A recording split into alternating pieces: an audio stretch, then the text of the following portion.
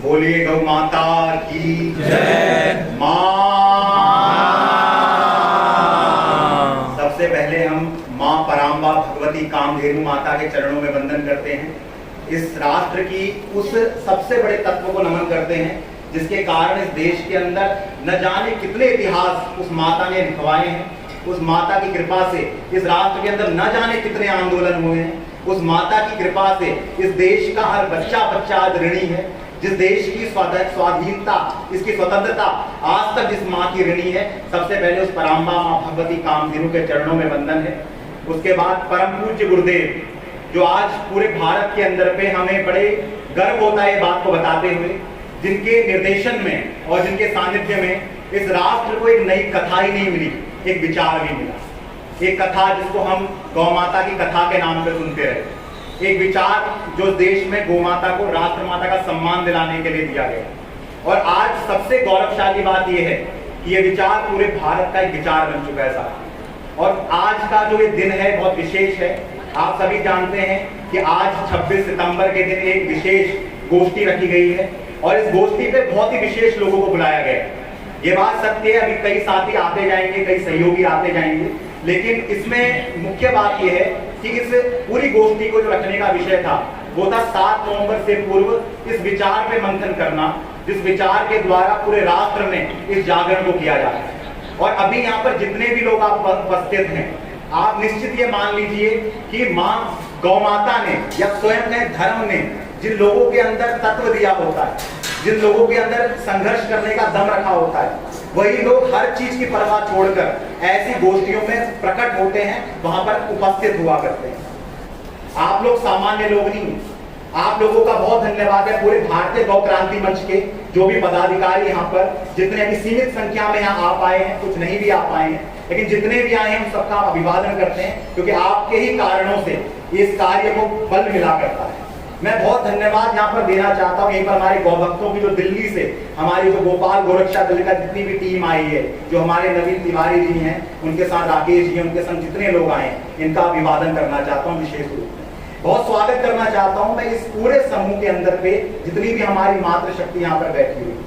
बहुत स्वागत उन लोगों का भी है जो यहाँ पर अगर मैं एक बात दृष्टिगोचर करूँ, युवाओं के रूप में मौजूद भाई राजीव दीक्षित जी की विचारधारा से प्रेरित ऐसे यहाँ पर लोग बैठे हुए हैं जिन लोगों ने इस राष्ट्र के अंदर काम करना है। और बड़े गौरव के साथ राजीव भाई दीक्षित जी ने एक बात इस देश को समझाई, जिस बात को परम पूज्य गुरुदेव ने एक सूत्र वाक्य में समझाया और आज पूरे देश के अंदर वो काम कर रहे हैं, उस बात को राजीव भाई ने दृष्टिगोचर कर दिया।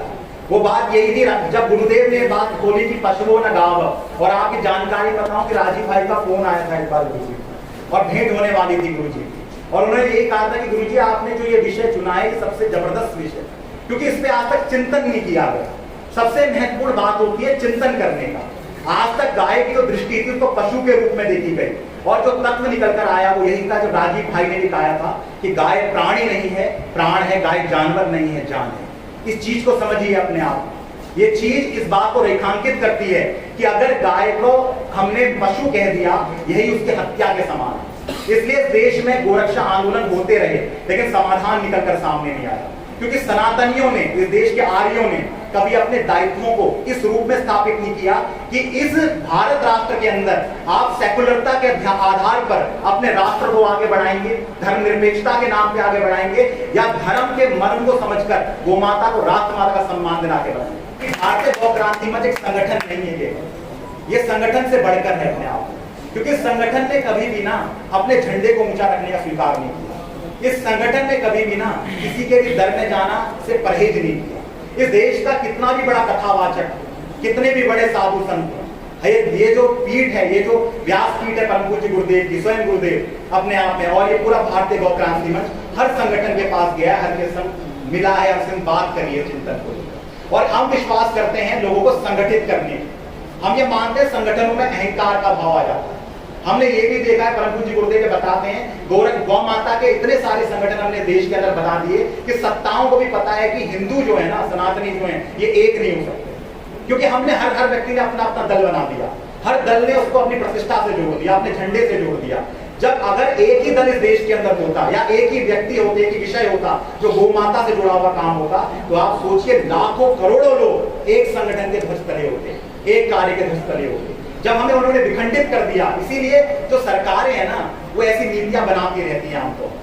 तो सबसे पहले जो इस देश में गोरक्षा का इतिहास है, उस इतिहास को ले जाने, उस इतिहास पर आपको ले जाना चाहता हूँ। वो इतिहास इस देश में प्रारंभ तो बहुत पहले से होता है, लेकिन मैं आपको आधुनिक काल की बात करना चाहता हूँ, जो समय दिखाई देता है आपको मुगल आक्रांताओं का दौर से।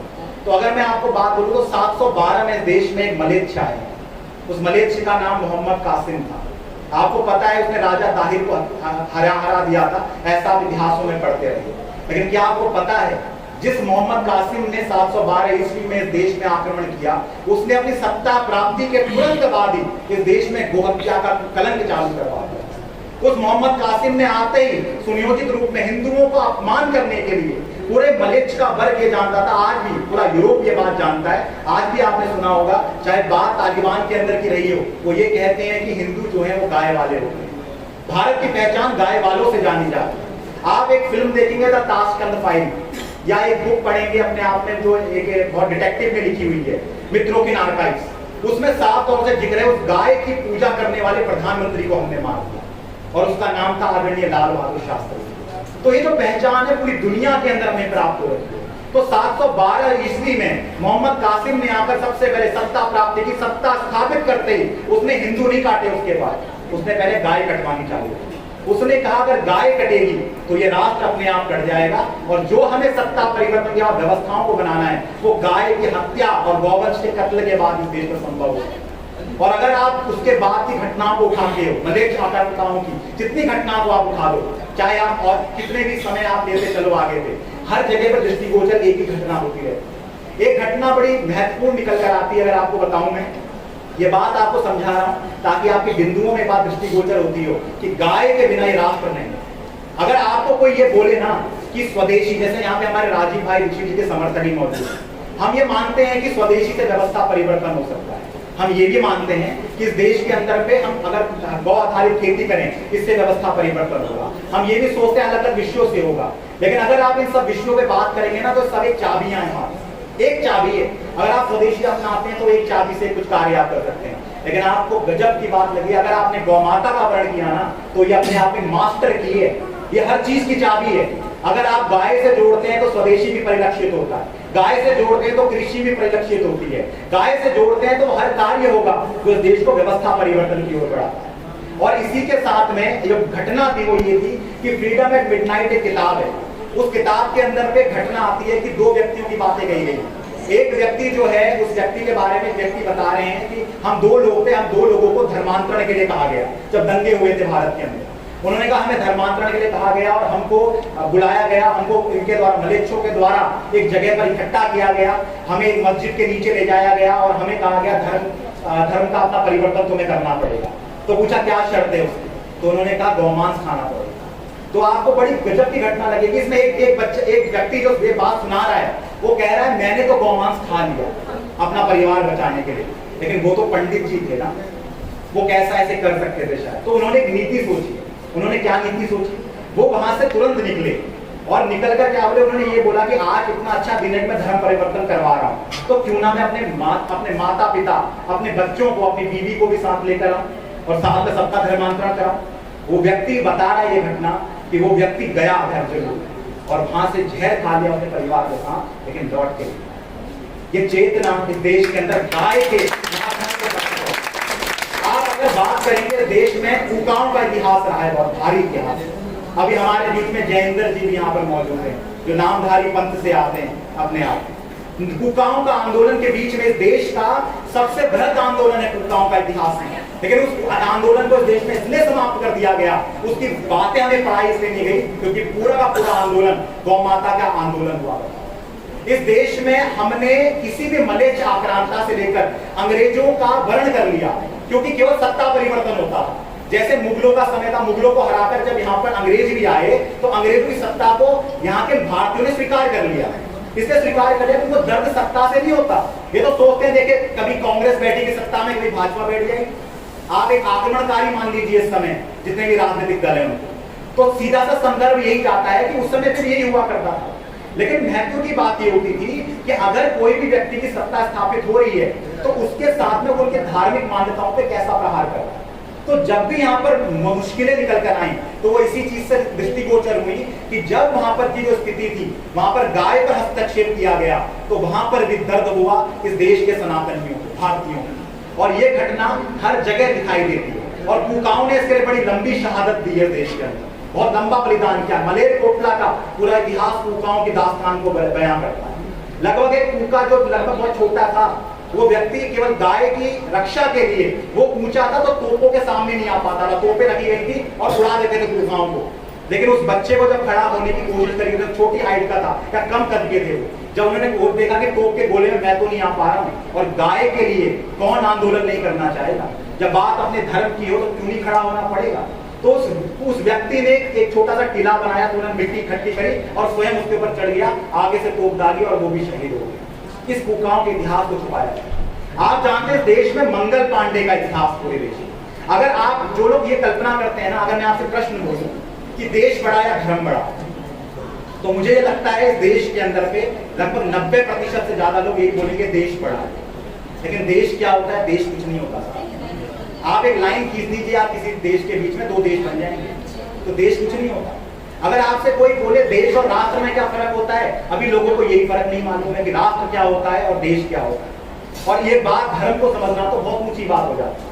तो इसमें जो बात निकल कर आ रही है वो इतनी सी है कि हमने हमारे देश में जो धर्म के आधार पर जितने भी आंदोलन हस्तक्षेप हुए हैं उस पर प्रहार करने पर अंगुली उठाई है, आवाज उठाई है। मंगल पांडे जी का जो पूरा समय आप देखा, मंगल पांडे जो है ना वो बहुत अच्छी नौकरी करते थे, सरकारी नौकर थे अगर आज के हिसाब से देखा जाए, और सरकारी नौकरी उनकी इस तरह की थी कि बढ़िया जिंदगी चल रही थी। आप लोगों के दिमाग में प्रश्न नहीं आता कि मंगल पांडे ने कभी 1857 में उस चर्बी लगे कारतूस से पहले विद्रोह क्यों नहीं किया? क्या मंगल पांडे को उससे पहले ये नहीं पता था कि अंग्रेज जो है वो हमारे गुलाम बना के रख रहे हैं? इस चिंतन को समझिए ना। अगर आप ये समझेंगे कि मंगल पांडे जो उससे पहले अंग्रेजों का नौकर है अपने आप में, आखिर वो इतना बड़ा अमर बलिदानी क्यों बन गया? तो प्रश्न कुछ नहीं था, प्रश्न राष्ट्र का नहीं था, प्रश्न देश का नहीं था, प्रश्न था धर्म का।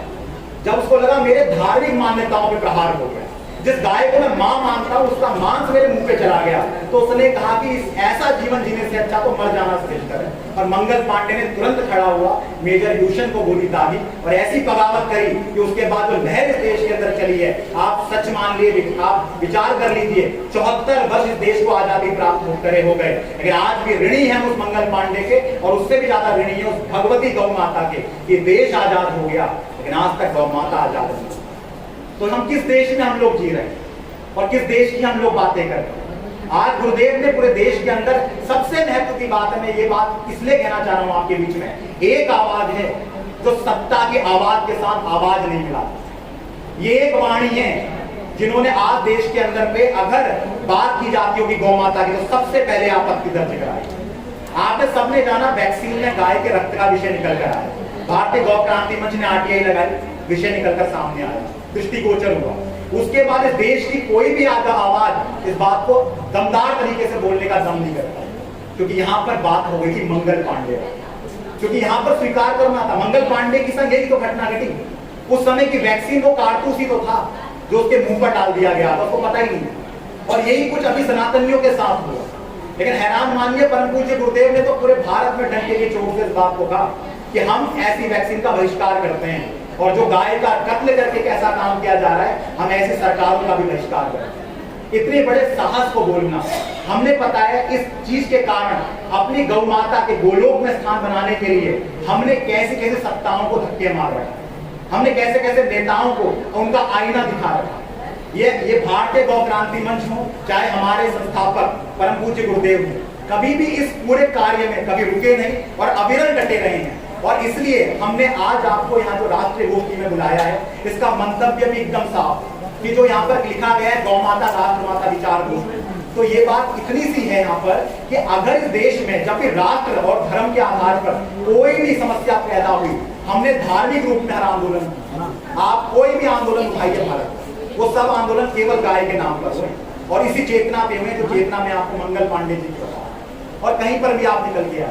तो अब जो जरूरत है वो ये है कि आज हम बात करते हैं कि गोरक्षा आंदोलन जब इतने महत्वपूर्ण हुए देश में, और उसके बाद 1966 में गोवा रक्षा आंदोलन हुआ, 7 नवंबर 1966 में। उससे पहले का एक इतिहास होता है अपने आप में, आपको पता है, गोरक्षणी सभाएं स्वामी दयानंद सरस्वती जी द्वारा बनाई गई और पूरे देश में उस समय पर बहुत ज्यादा हजारों गोरक्षणी सभाएं बनाई जाती थी और गोरक्षा के लिए काम किया जाता था। उसकी एक बड़ी महत्वपूर्ण घटना आपको बताता हूँ कि उनके प्रचार का माध्यम क्या हुआ करता था। स्वामी दयानंद सरस्वती का लिखा हुआ जो भी पैम्फलेट होता था, उस पैम्फलेट में ये कहा जाता था, अगर आपने जो विचार हम आपको दे रहे हैं गौ माता का, गोरक्षा का, अगर इस विचार को आपने दूसरे तक भी नहीं पहुंचाया तो आपको गौ हत्या का भाग लगेगा, आप गौ हत्यारे कहलाए जाएंगे। इतनी कटु शब्दावली का प्रयोग करके पत्रक बंटवाए जाते थे उस समय।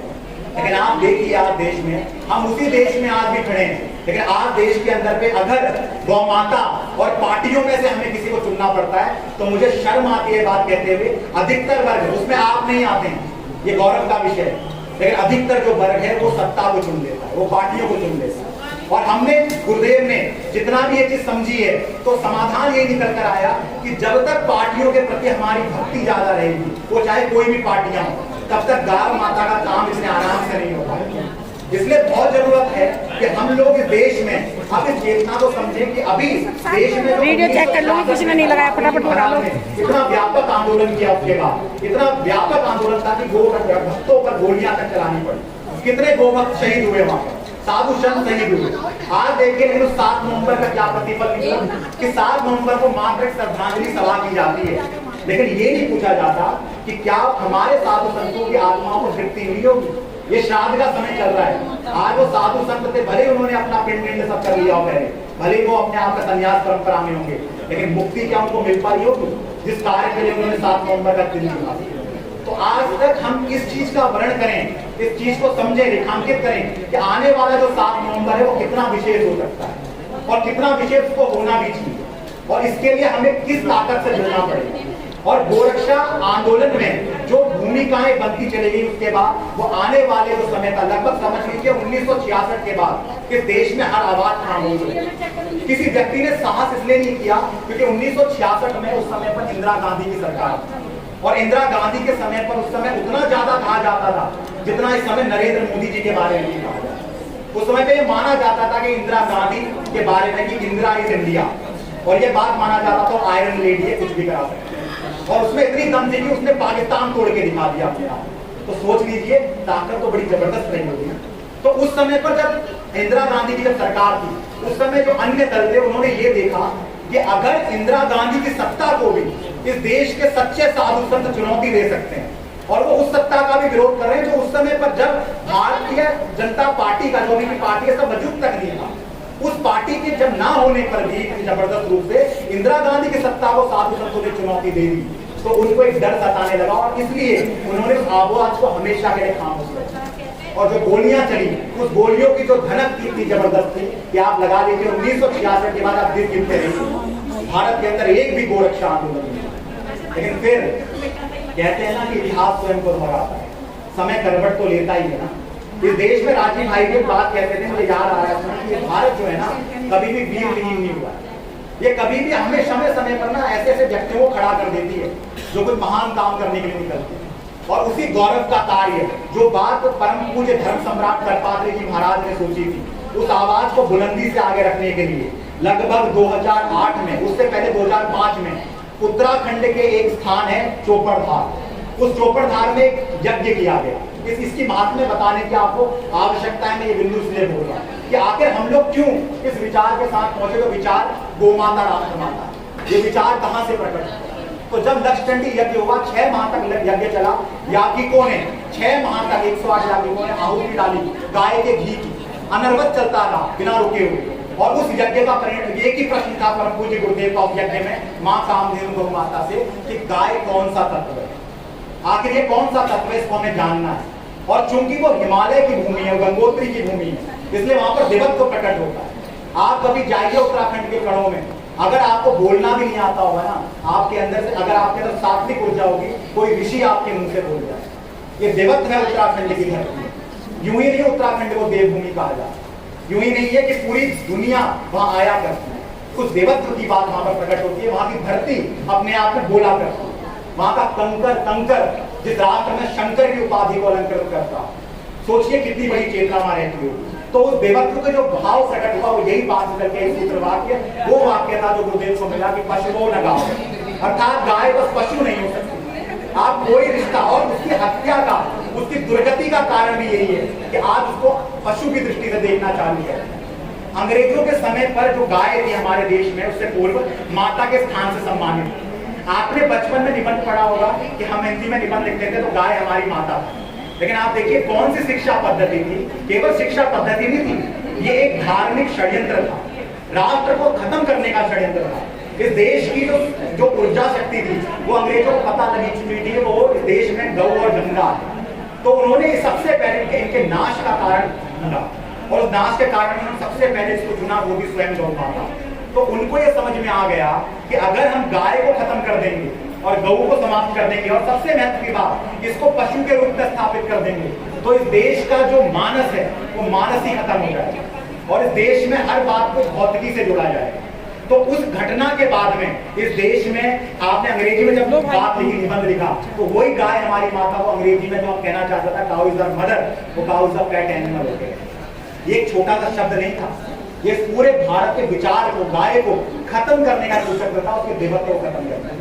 और इसी समय पर एक घटना यूरोप में चालू हुई, जो विक्टोरिया का पत्र आप जानते हैं, 1891 के आसपास में जो विक्टोरिया का पत्र निकल कर आता है लैंसडाउन के नाम पर, वही लैंसडाउन जिस कलंक को उत्तराखंड अपने राज्य में ढोराया, उस कलंक ने उस समय पर उसको जो पत्र प्राप्त हुआ उसमें यही बात लिखी थी कि जो गौ हत्या की जा रही है वो तो हमारी सत्ता और व्यवस्था के लिए की जा रही है, हमारी अंग्रेजों की नीति और हमारे धन को भरने के लिए की जा रही है, हमारे जो जितना भी ज्यादा पैसा है, जो बीफ एक्सपोर्ट है, इसको आगे बढ़ाने के लिए की जा रही है। आप देख लीजिए जो बात उस समय विक्टोरिया ने कही थी, क्या वही बात आज के भारत में नहीं होगी? आज के समय का अगर आप भारत देखेंगे तो आज भी भारत बीफ एक्सपोर्ट में नंबर है। आज भी आप देखेंगे तो उसी नीति का पालन हो रहा है जो क्वीन विक्टोरिया ने किसी समय पर, उनकी महारानी ने वहां से इंग्लैंड से स्थापित किया। और आप देख लीजिए पार्टियां बदलती रही, नेता बदलते रहे, लेकिन गाय की इस हत्या के कलंक को, गौ माता के इस देवत्व को किसी व्यक्ति ने प्रकट नहीं किया। तो चोपड़धार में जो ये यज्ञ हुआ, जिससे ये चेतना निकली, 2008 में इस देश में नया विचार निकला, क्योंकि एक ग्रंथ की रचना की गई और उस ग्रंथ का नाम था धेनुमानस सदग्रंथ। इस धेनुमानस सदग्रंथ ने इस देश के अंदर गाय का गान चालू किया। हर चीज को फैलाने का एक तरीका होता है, एक माध्यम होता है, और सबसे अच्छा माध्यम जो है वो है धर्म और संस्कार से विषय को जोड़ना और जो वास्तविकता है उसे जोड़ना। तो धेनुमानस जो 4 वेद, 18 पुराण, सर्वोपनिषदों और शास्त्रों का सार है, हर बात शास्त्र प्रमाण के साथ उसमें मौजूद है। उस धेनुमानस ने इस देश में गौ कथा का संकलन कराया 2008 में। और आप हैरानी मानिए, जो गौ कथा जब करी गई थी तो गुरुजी के बारे में कुछ लोग टिप्पणियां किया करते थे कि देखो ये तो पशुओं की कथा करने वाले लोग, ये तो गाय की कथा करने वाले लोग। तो ऐसा कहने वाले वर्ग ने, आज देखिए आप समय का चक्र है, काल का फर्क आता है अपने आप कि 2008 था और आज 2021 है, लगभग आपका 13-14 साल का जो समय है। आप देखिए देश में 2500 से ज्यादा कथावाचक, गौ कथावाचक आज गौ माता की कथा का गायन कर रहे हैं और धेनुमानस उनका इष्ट ग्रंथ बन चुका है। ये कार्य होता है देवत्व का, कार्य होता है समानों का। इसलिए ये जो कार्य है ना, आप कभी मत समझिएगा, परम पूज्य गुरुदेव ने एक बात हमेशा कही है, कार्य हम नहीं कर रहे, ये कार्य हमारी दिव्य शक्तियां कर रही हैं, देवताओं। ये कार्य जो है ये कभी हमारे सामर्थ्य के बाहर है। इस कार्य को करने का पूरा पीड़ा देवताओं ने उठाया, और ये विचार, कोई विचार इस राष्ट्र के अंदर किसी व्यक्ति का दिया हुआ होता है, लेकिन हैरानी की बात है ये जो विचार गौ माता, राष्ट्र माता है, स्वयं देवताओं का दिया हुआ विचार है, माँ का दिया हुआ विचार। और इस विचार को इसीलिए सफल होने से कोई रोक तो नहीं सकता, लेकिन अब हमें समझने की आवश्यकता इतनी सी है कि इस विचार को अंगीकृत कराने के लिए हम कितना ज्यादा आग्रह कर सकते हैं सत्य का। और उसके लिए जो चर्चा भोजनावकाश के बाद होगी, मैं अभी गुरुजी के पास लेके चलने वाला हूँ संबोधन को, लेकिन उससे पूर्व आपके बीच में जो देवत्व है इस पूरी महात्म्य का, गौ माता के देवत्व का, उसकी क्रांति का, उसके धार्मिक रूप का, उसकी तात्विक विवेचना का पूरा मर्म परम पूज्य गुरुदेव के माध्यम से आपके बीच में होगा, और उसको आप बड़ी शालीनता के साथ, बड़े धैर्य के साथ सुनिए, क्योंकि वो जो बात है वो बात देश में गौ माता, राष्ट्र माता के विचार का वो स्वरूप है जिसने एक सुनहरा अध्याय लिखने का एक ऐसा कार्य चालू कर दिया जिसके आप हम सब गवाह भी बन रहे हैं। और आने वाले समय पर इतिहास में ये बात लिखी जाएगी स्वर्ण अक्षरों में कि गौ माता को जब राष्ट्र माता का सम्मान दिया जा रहा था या उसके लिए कार्य किया जा रहा था, तो आपके जैसे नौजवान अपने घरों से निकला करते थे। तो यही चीजों से और यही कारणों से इस कार्य को आगे बढ़ाना बहुत ही श्रेष्ठ हो चुका है। तो अब जो गौ कथा इस देश में अब पूरे भारत की कथा बन चुकी, गोमाता राष्ट्र माता एक विचार बन चुका, आज हर जगह इस पर चिंतन होने लगा, बात होने लगी है। अभी की घटना आपने देखी है कि आपने देखा जो हाईकोर्ट है उत्तर प्रदेश का, इलाहाबाद हाईकोर्ट, उसने एक जजमेंट दिया और वो जजमेंट बिल्कुल वो कॉपी थी जो गुरुजी अपनी कथा में बोला करते हैं। मेरे पास उसकी कॉपी पड़ी हुई है, अभी नीचे रखी हुई है। अगर आप उसके अक्षरशः वाक्यों को पढ़ेंगे तो वो वही वाक्य जो धेनुमानस की कथा बोली और सेम टू सेम वही लाइनें बोली गई, कुछ भी बदला नहीं है। अगर बदला है तो वो एक ही विषय है कि गाय को राष्ट्रीय पशु बनाओ, और बस यही विषय हमें स्वीकार है। हमारी लड़ाई ही इसी विषय पर है कि गाय को पशु कहना ही उसकी हत्या है। आप गाय के शरीर को देखकर उसको जिंदा रहने की भूल पहना रहे। गाय कभी इससे जिंदा नहीं रहती कि उसके शरीर में प्राण कितना। गाय कभी अनुदान की भूखी नहीं है, इसलिए भारतीय गौ क्रांति मंच ने आज तक अनुदान नहीं लिया। हम ये मानते हैं कि गाय को उसका सम्मान देना चाहिए, और गाय को देने वाले हम कौन होंगे? वो स्वयं भगवती है, कामधेनु है, जिसके पास धर्म अर्थ काम मोक्ष है। और अगर वेद उपनिषद शास्त्र सब सही हैं तो गाय से बढ़कर कुछ नहीं है देश के अंदर, राष्ट्र के अंदर और इस धर्म के अंदर। देश में ये अगर आप लोगों को ये प्रमाण लेना हो ना कि आप लोग सही राह पे हैं या नहीं, तो ये बात समझ लीजिए। छोटा सा एक्सपेरिमेंट कर लेना, जो व्यक्ति गाय से जुड़ा होता है ना, वो ऐसे ही जुड़ पाता था। जिस व्यक्ति पर उसके पितृ खुश हो जाते हैं, जिस व्यक्ति पे उसके इष्ट खुश हो जाते हैं, जिस व्यक्ति पर उसके पूरे के पूरे सत्कर्म कई जन्मों के एक साथ लागू कर दिए जाते हैं, उस व्यक्ति को, जिस पर राम कृष्ण की कृपा हो जाती है, उस व्यक्ति को जाकर तब गाय समझ में आती है। केवल ये समझ में आती है कि हाँ ये कुछ है और ये माँ है, इसकी ओर काम करना पड़ेगा। तब भी उसको जाना नहीं जा सकता, इतना आसान नहीं है गाय को जाना। तो इस सब चीजों को आगे बढ़ाते हुए गोमाता राष्ट्र माता का जो विचार है, गोरक्षा आंदोलन का जो महात्म्य है, ये स्पष्ट करते हुए मैं आपके सामने कहना चाहता हूँ कि अगर गोरक्षा के आंदोलन में जब बात करते हैं कि गोहत्या बंद करो, तो गोहत्या बंदी से कुछ परिवर्तन नहीं होने वाला। अगर आप ये मांग करेंगे सरकार से कि गोहत्या को बंद करो या गाय को राष्ट्र पशु बनाओ, इससे कोई परिवर्तन नहीं आएगा, ना आपके देश के संविधान में, ना इस धर्म के संविधान में, और ना इस राष्ट्र में गौ माता के साथ। इसको मैं साबित कर सकता हूँ आपके सामने। इसका सीधा सा चीज अगर आप समझेंगे तो अगर गाय राष्ट्र माता स्वीकार कर दी जाती है तो गाय के साथ माता का अर्थात मानवीकरण उसका किया जाएगा, उसको मनुष्य के समान माना जाएगा। और जब गौ हत्या होगी तो धारा 302 लगाई जाएगी। और इसके अलावा जब वो राष्ट्र की माता है तो धारा और भी बढ़कर निकल जाएगी। लेकिन जब गाय राष्ट्र पशु होगी तो पशु होने में जो पशु हत्या का कानून है, एक मात्र वही कानून तो लगेगा। और पशु हत्या तो चलती रहती है। इस देश में लोग मोर को मार लेते हैं, निकल लेते हैं, लेकिन इस देश में जिस दिन गाय को राष्ट्र माता का सम्मान मिलेगा तो धार्मिक संविधान उसको माता का सम्मान देता है। तो क्यों ना भारत का संविधान जो अपने आप में ये हमें अधिकार देता है, संविधान की 25वीं धारा जिसमें ये हमें अधिकार देती है कि हमें अपनी धार्मिक मान्यताओं को मानने का अधिकार और उसकी रक्षा का, उसकी प्रतिष्ठा का अधिकार है, तो गाय तो हमारा धार्मिक अधिकार है ना। पूज्य गुरुदेव ने पूरे भारत में एक बात और बताई, इस देश में सिखों में आपने देखा है कृपाण रखने की प्रथा है। अगर आप देखेंगे तो कृपाण हथियार नहीं है, जान तो किसी की भी ले सकता है ना, लेकिन कृपाण का अधिकार भी, चाहे वो एयरलाइंस में जा रहे हैं, मतलब एरोप्लेन से जा रहे हैं, लेकिन उनको अधिकार है कृपाण रखने, क्योंकि ये उनकी धार्मिक मान्यता का अधिकार है। तो आखिर सनातनियों ने, इस देश के आर्यों ने ऐसा क्या कर दिया है कि उनकी गौ माता को माता का सम्मान नहीं दिया जा रहा? और अगर गाय की हत्या ही बंद करो आप कहेंगे तो इससे तो कुछ भी बदलने नहीं पाता। गाय की रक्षा के लिए सबसे पूर्ण स्वरूप जो विचार है वो गौ को माता का ही सम्मान दिलाना है, क्योंकि यहाँ पर धारा मैंने आपको कहा 302 लागू हो। दूसरी चीज क्या होगी, जब गौ माता की अगर शरीर त्याग देती है, अगर पशु शरीर त्यागेगा तो उसकी चमड़ी का प्रयोग किया जाएगा, बर्बरता से उसको खींचा जाएगा, उसका पूरा दुरुपयोग किया जाएगा, उसकी दुर्गति में कोई कमी नहीं होगी। लेकिन जब गौ राष्ट्र माता हो जाएगी तो आपको पता है ना राष्ट्र माता क्या होता है। इस देश में अगर मोर को भी अगर उसकी हत्या हो जाती है, उसको मर जाती है, मोर मर जाता है, उसको तिरंगे में लपेटा जाता है, लेकिन जब राष्ट्र की माता की हत्या अगर कोई कर दे तो मां का क्या सम्मान किया जाए और उस व्यक्ति को क्या दंड दिया जाए। आज गोरक्षकों को सबसे बड़ी समस्या होती है यहाँ पर खड़े होते हुए, और जिस दिन गौ माता राष्ट्र माता होगी उस दिन गोरक्षा कमांडो फोर्स या गोरक्षा दल वास्तविक रूप में अस्तित्व में आ जाएगा और संविधान की ताकत से आएगा, कानून की ताकत से आएगा। जैसे आर्मी बनती है ऐसे गोरक्षा आर्मी इस देश के अंदर बनाई जाएगी। जिस दिन देश के अंदर से अगर आप बात करते हैं कि हिंदुओं का देश है, तो इस हिंदुओं के देश की जो मोहर लगाने का काम है ना, इस देश के संविधान की धर्मनिरपेक्षता के इस चीज को बदलने का, उस कार्य को करने का पहला जो सीढ़ी है वो गोमाता को माता का सम्मान दिलाना। गोमाता को माता का सम्मान दिलाना या राष्ट्र माता कहना, ये इतना बड़ा विषय है ना, इसको समझना बहुत जटिल हो जाता है। लोग सोचते हैं यार राष्ट्र पशु हो गई तो क्या दिक्कत है, माता हो जाए तो क्या बड़ी बात है। लेकिन यदि आप इसमें गहराई पे उतरेंगे तो राष्ट्र माता की जो प्रेरणा है, आपको एक और घटना बताता हूँ। गुरुदेव के सामने मुख्यमंत्री थे, नाम नहीं लूंगा, कुछ मुख्यमंत्री थे और चर्चा चल रही थी अपने आप में। उनसे बात हुई कि गौ माता राष्ट्र माता हो जाए तो उन्होंने कहा भाई फिर तो गजब हो जाएगा। ये बात मुख्यमंत्री कह रहा है कि गजब हो जाएगा। कैसा गजब हो जाएगा? बोला भाई साहब डंडा भी नहीं मार पाएगा। कोई राष्ट्र माता को डंडा मार सकता है क्या? आप सोच रहे कितनी बड़ी चीज है। सत्ता इतनी डरती है शब्द से, उसको ये लगता है अगर ये विचार आगे आया तो आया किस राष्ट्र के अंदर। और हैरानी की बात है कि धेनुमानस सदग्रंथ की, मैं एक बार एक ग्रंथ आपको दिखाना चाहूंगा। इस धेनुमानस सदग्रंथ की मैं बात कर रहा हूँ। इस ग्रंथ में एक चौपाई एक समय लिख दी गई।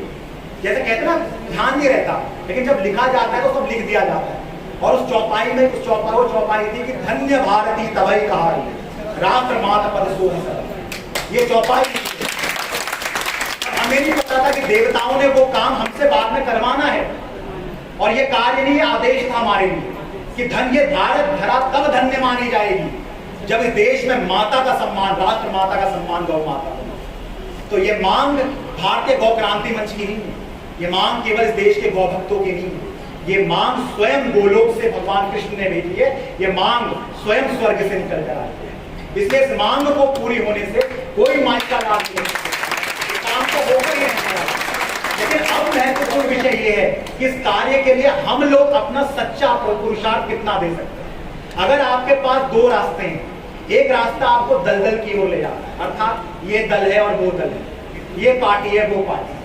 अगर एक रास्ता आपको दलदल की ओर ले जा रहा है और एक रास्ता में आपको मां दलदल में फंसी हुई दिखाई दे रही है, तो आप दलदल को साफ करेंगे। मतलब जो आज पार्टी वाले कहते हैं अरे हम तो कर रहे हैं साहब गौ माता का, हो तो रहा है, हो जाएगा जी, अपने आप हो जाएगा। कहने का मतलब है आपने उस गाय को दलदल में ही खड़ा रखा और आप कीचड़ को साफ करने में लगे हुए। आप कह रहे कीचड़ को, हम ये कहेंगे कि कीचड़ कीचड़ नहीं है, कीचड़ तो बढ़िया है साहब, गौ माता अपने आप निकल जाएगी। लेकिन आप पुरुषार्थ गाय को निकालने का नहीं कर रहे कीचड़ से, आप पार्टियों को बचाने का कर रहे हैं और पार्टियों के नाम पर कुतर्क कर रहे हैं कि ये काम हो जाएगा। क्या आप भविष्यवक्ता हैं?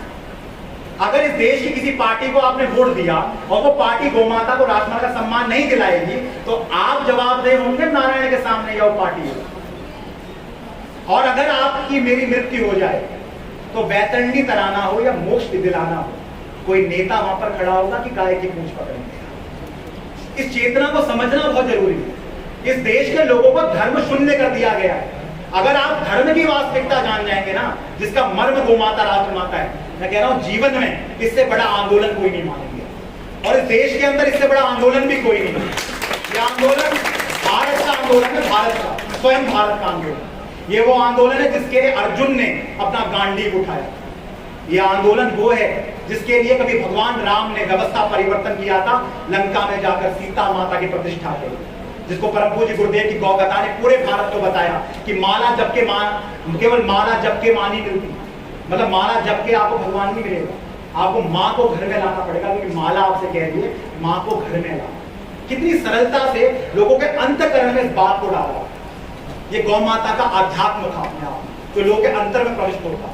ये समझाया गया, ये धेनुमानस की गौ कथा थी जिसने देश को समझाया कि इस देश में भगवान राम की उस महात्म्य को खत्म कर दिया गया कि जिस देश में राजा दिलीप का जब वंश रुक गया तो कामधेनु गौ माता की कृपा, नंदिनी की कृपा से उनके यहाँ राजा रघु प्रकट हुए। और ऐसे रघु हुए जिनके नाम पर देश में ऐसा कहा गया रघुकुल रीत सदा चली आई, प्राण जाए पर न चले। गौ की संतान थे राजा और गौ की चमत्कार उसका प्रमाण थे अपने आप। और यही जब धारा आगे बढ़ती है तो आपने देखा है उसके बाद जब भगवान राम के समय में दशरथ जी का वंश फिर से रुक गया और इस बात को इस देश के पूरी कथाओं ने पी लिया पेट में।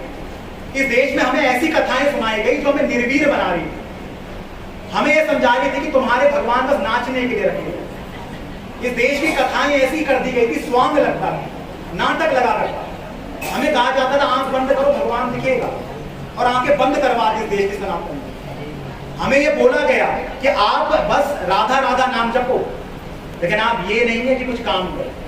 लेकिन ये धेनुमानस गौ कथा थी जिसने ये समझाया कि भगवान राम का जो प्रकट हुआ है, जो राम कथा ने छोड़ा अपने आप में, वो ये था कि गौ माता के दूध से बनी हुई खीर से। और खीर को बनाने वाला कोई सामान्य ऋषि नहीं है, श्रृंगी ऋषि जिसके सींग है अपने आप। मतलब उसकी गौ भक्ति कितनी ज्यादा अवस्था है कि वो नंदी जैसा दिखाई देता है। उस ऋषि ने अपने हाथ से गौ माता के दूध से बनी हुई खीर, और उस खीर को खा के स्वयं जीवात्मा जो है वो परमात्मा बनकर पेट में पकड़। इस चीज को समझ रहे हैं?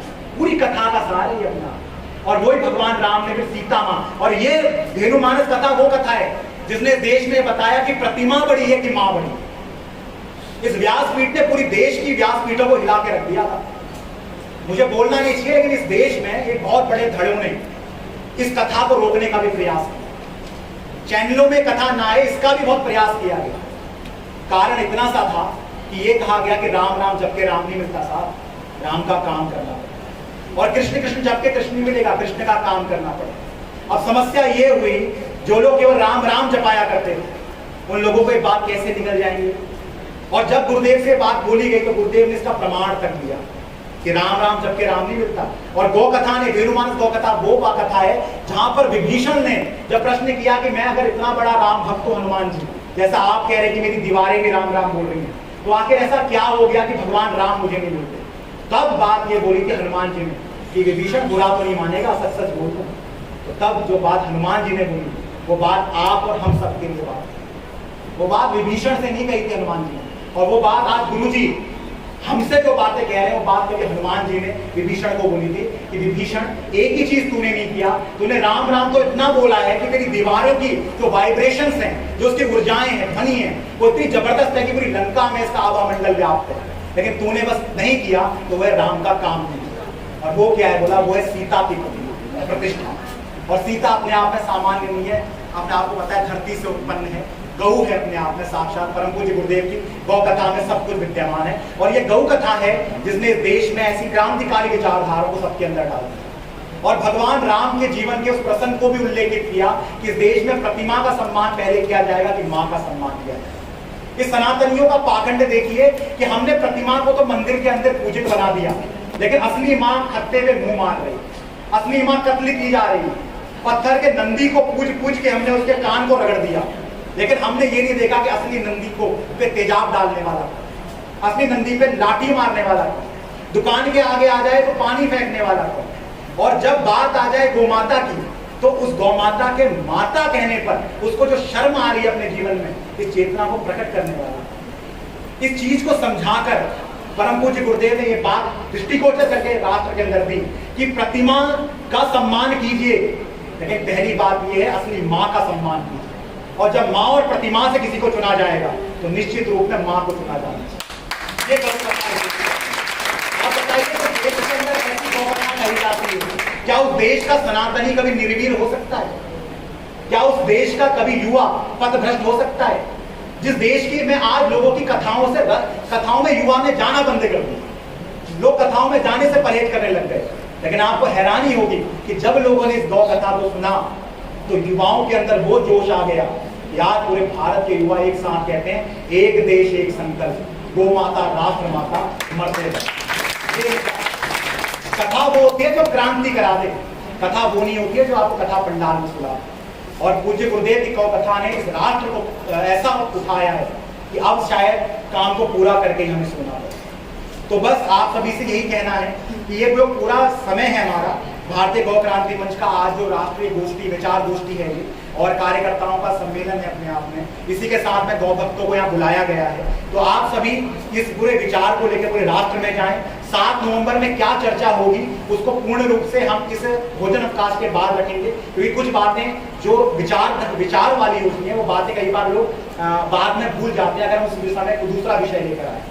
तो उस आंदोलन के विषय को 7 नवंबर में पूरी बात हम करेंगे। उसकी पूरी तैयारी चल चुकी है, पूरे भारत में संदेश जा चुका है, हर जगह उसका माहौल बन चुका है। और उसकी परमिशन के लिए भी हम काम करते जा रहे हैं। हमारी सब वहाँ पर परमिशन के लिए जा रखे हैं, लेटर वगैरह सब कुछ चल रहा है, लेकिन क्या कुछ उसके ऊपर हमें काम करना है उस पर भी हम चर्चा करेंगे। तो पूरी रूप से पूरी शालीनता के साथ आप जो यहाँ पर आए हैं और इतने अच्छे से इस बात को समझ रहे हैं, तो मैं आप सबसे यही निवेदन करूंगा कि यहाँ से ना कुछ लेकर जाइए।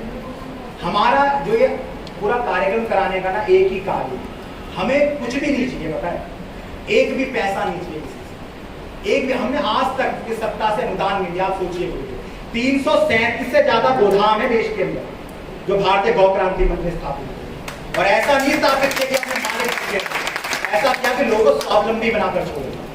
ऐसी गौशालाएं खोली है भारतीय गौ। ऐसा नहीं है ये संगठन कि इसने करा कुछ ना और केवल एक बात को बोलता।